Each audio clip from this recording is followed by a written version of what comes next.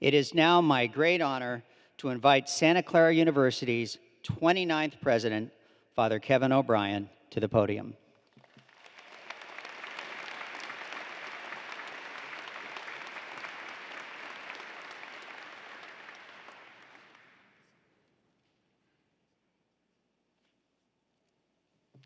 Well, it's a great day to be a Bronco.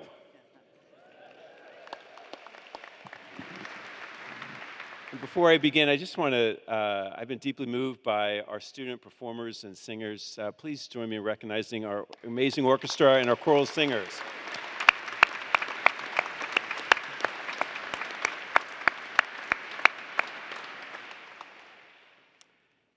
The Jesuit mystic Anthony de Mello spoke about the depth and power of gratitude when he said, "You sanctify whatever you are grateful for."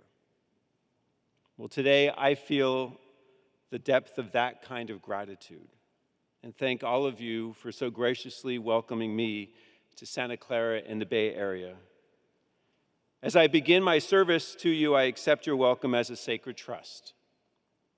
I will call upon you to help me and to counsel me in the years ahead. I want to thank in particularly Father Michael Eng for his friendship and support and for ensuring such a smooth and helpful transition in leadership. I know you join me in thanking him for his decade of service here that has transformed the university.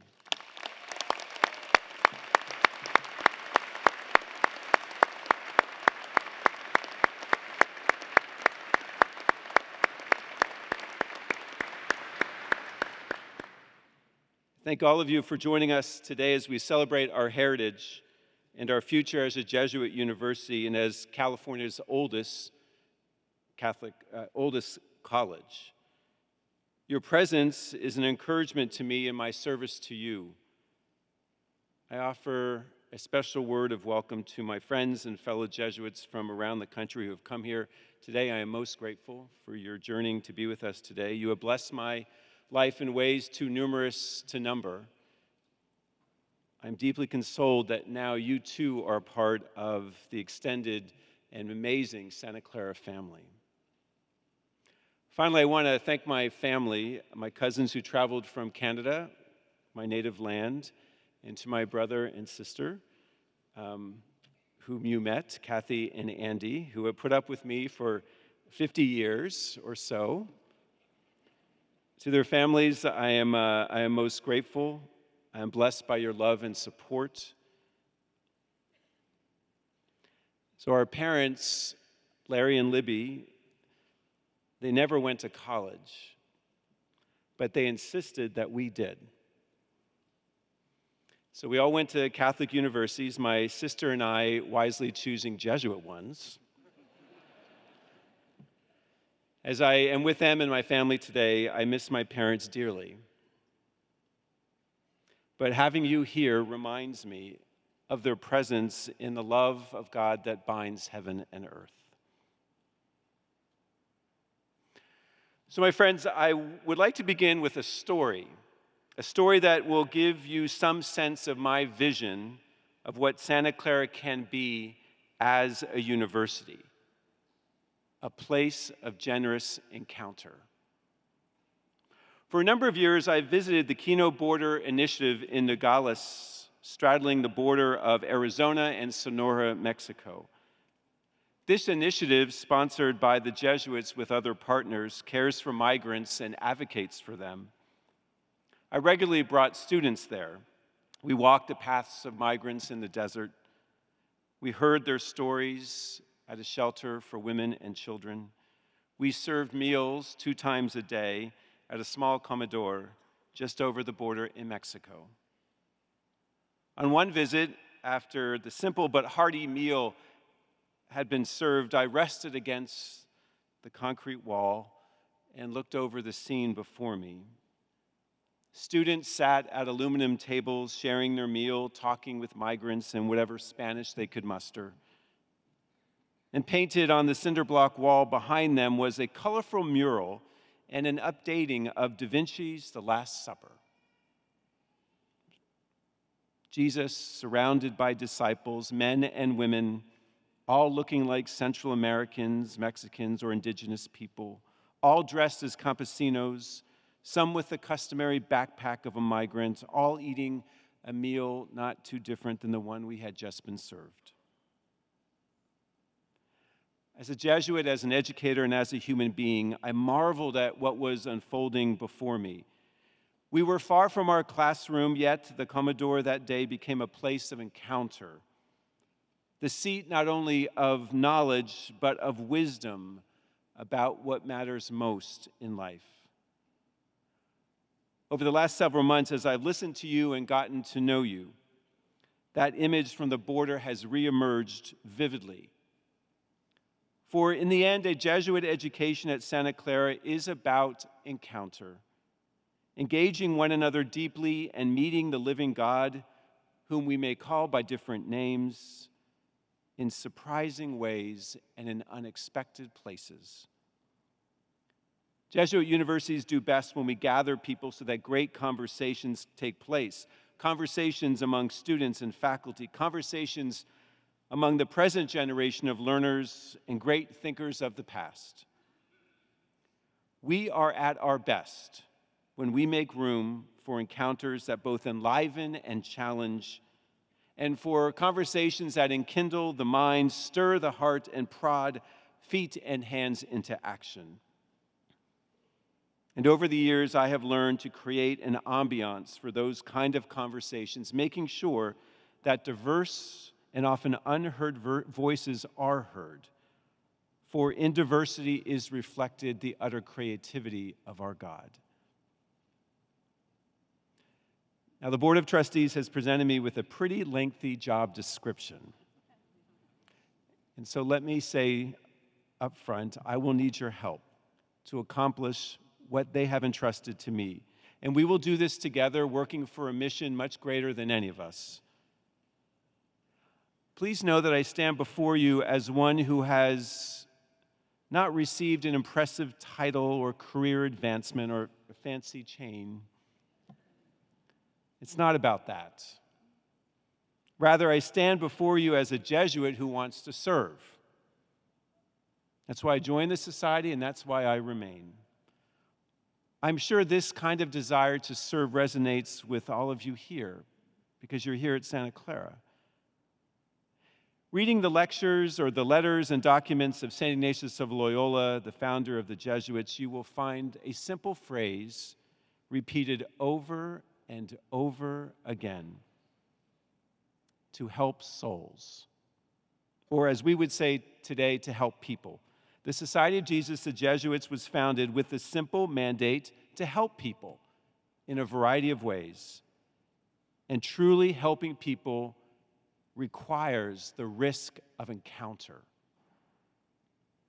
As the 29th president of this great Jesuit institution in the state of California, I wish to safeguard and promote this university as a space of encounter.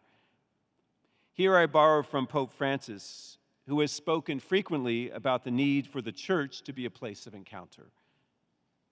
In his encyclical on the environment, Laudato Si', Pope Francis wrote that true wisdom is the fruit of self-reflection, dialogue, and what he called generous encounter between persons.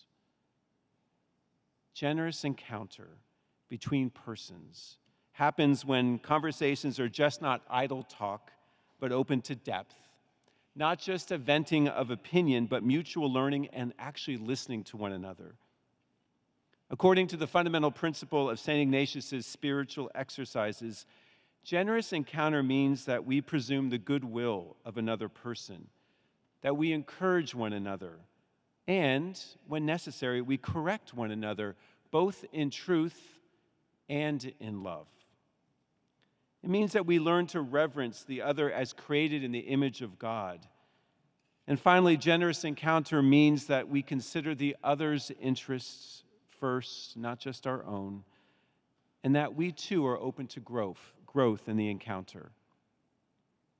The great potential of a university like this one is that there are so many places where generous encounter is possible: classrooms and laboratories and residence halls and dance studios and athletic fields, offices and chapels, all sacred spaces like that Commodore on the Mexico border.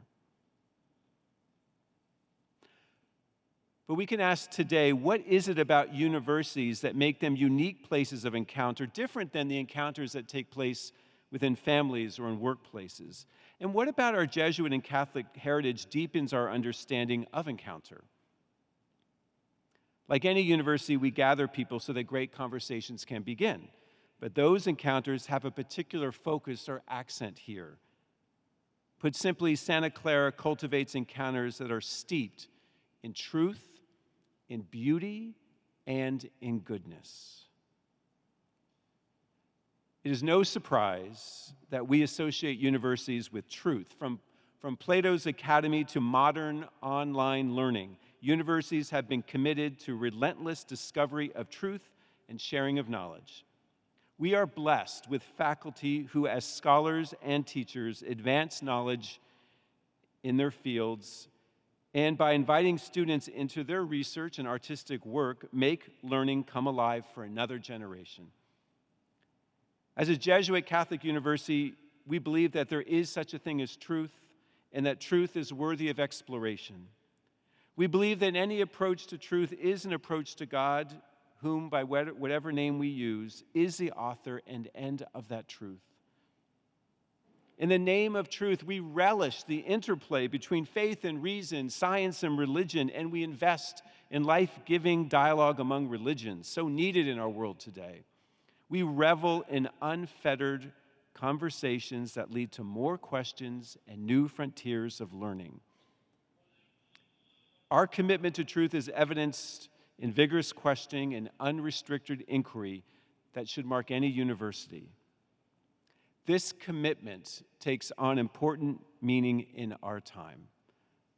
With increasing specialization and even compartmentalization in the academy and beyond, we boldly proclaim that there are truths that are universal and bind us across differences and across disciplines.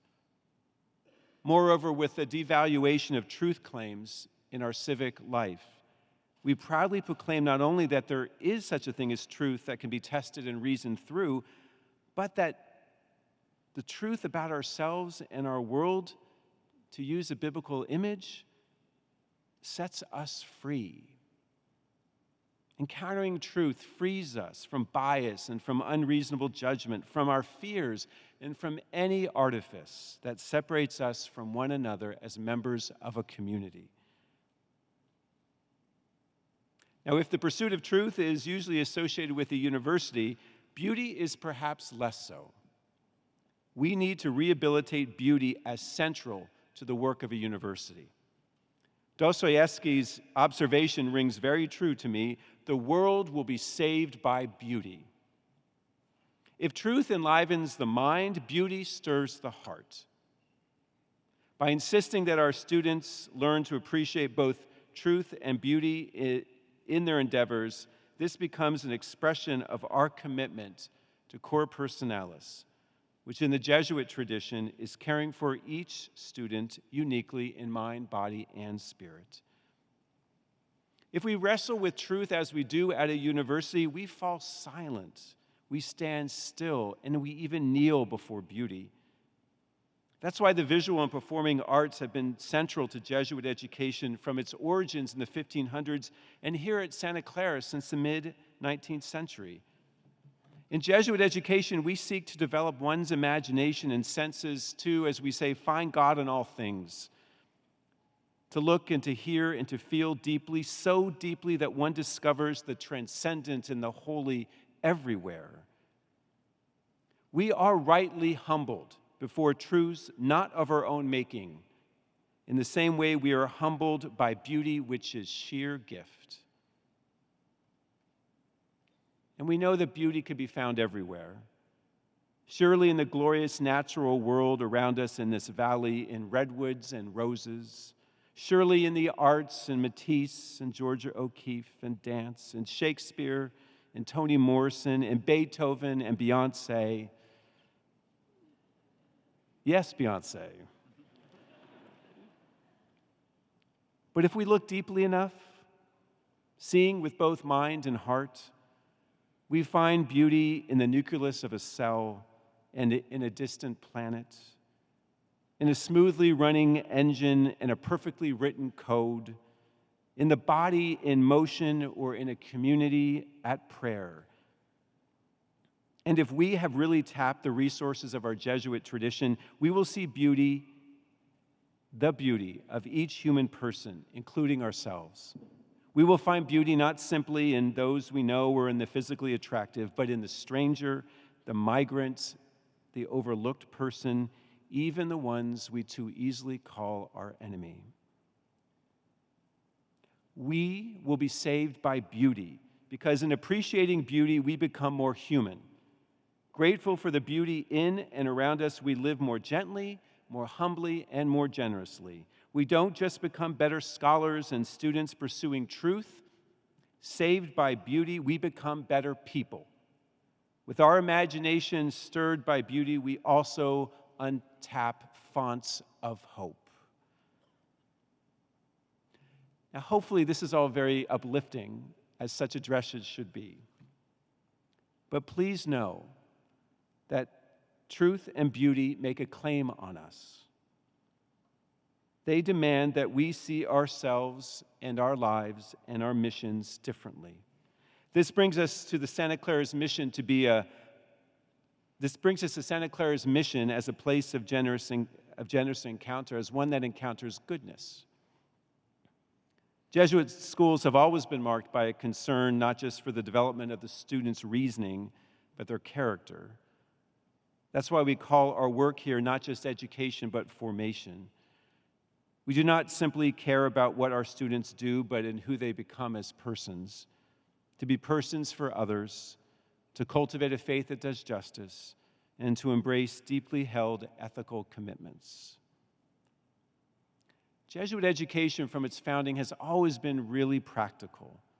Knowledge has never been simply for the sake of knowledge, but for putting learning into practice, making this world more just and more gentle and more sustainable. In short, we want to help people, and as we would add today, help our planet, our common home. Speaking at the Catholic University of Chile in January 2018, Pope Francis offered a similar observation. He said, "Knowledge must always sense that it is at the service of life. Hence, the educational community cannot be reduced to classrooms and laboratories, but must continually progress towards participation." As a Jesuit Catholic university, we can rely on the Christian tradition, as well as other religious traditions and humanistic commitments, to inform what living the good life is all about. Our tradition here also gives us permission to talk about something that other universities may consider too soft or unacademic. Here we can speak about love. Dorothy Day, that great American saint of the last century and founder of the Catholic worker movement, elaborated on Dostoevsky's observation. She wrote, "The world will be saved by beauty. And what is more beautiful than love?" she asked. This love is not some saccharine greeting card sentimentality. It is a love born of generous human encounter, a love that gets close to others, especially those most on the margins and edges. It is a love that risks encounter with the complexity of any human life. Here is what Pope Francis wrote early in his papacy. "The gospel tells us constantly to run the risk of a face-to-face encounter with others, with their physical presence which challenges us, with their pain and their pleas, with their joy which infects us in our close and continuous interaction." He continued, "I prefer a church which is bruised, hurting, and dirty because it has been out on the streets, rather than a church which is unhealthy from being confined and from clinging to its own security." My friends, imagine a university as willing to be bruised, hurting, and dirty because we dare to get close to people who arouse questions in us and who both need and challenge us, especially the most poor and vulnerable. Hear the summons to keep our gaze fixed beyond our campuses and to leave our comfort zones and immerse ourselves in the wonderful complexity of human living and loving. Hear, too, the call to reverence our own goodness and the goodness of others when so often we are conditioned to notice what is deficient. Hear the invitation to be more gentle and encouraging and forgiving of one another as we fashion in our time Martin Luther King's beloved community, or what Jesus called the reign of God, that community of justice, peace, and love. I ask you to join me in continuing to create Santa Clara as a place of generous encounter, as a gathering place where conversations take place that are steeped in truth, beauty, and goodness, and where we and our students, faculty, and staff are inspired to truly encounter others in places well beyond this beautiful corner of the world. In an era that questions the existence of truth, the relevance of beauty, the very possibility of goodness, I invite you to work with me to build a university that declares that these ideals matter. Together, at this moment in our nation's history, we will demonstrate the enduring value of encounter over confrontation, of dialogue over dismissiveness, and engagement over division. At our founding in 1851, as the first college to open its doors in California, the Jesuit president, Father John Nobili, described Santa Clara as, in his words, the germ only of such an institution as we would wish to make it. Father Nobili's germ, his seed, has grown into a magnificent university that stands as tall and enduring as the redwoods around us. In his words, we can hear the sense of possibility that has defined California from its beginnings. I feel this sense of possibility and promise today, my friends. We live surely in a very different time than Nobili's and on a campus he would hardly recognize. But as sure as the Mission Church stands at the center of our campus, our mission as a Jesuit Catholic university remains to bring people together who want to help others and heal our earth, who risk engaging in conversations that cultivate mind and heart, who desire truth, beauty, and goodness everywhere, and to strive valiantly to grow in faith, hope, and love. Santa Clara's mission summons us to a great adventure in our time. At this moment, together, I know that we will accomplish much for the greater glory of God and the common good, and we will do this together. May God bless our journey ahead. Thank you. Thank you.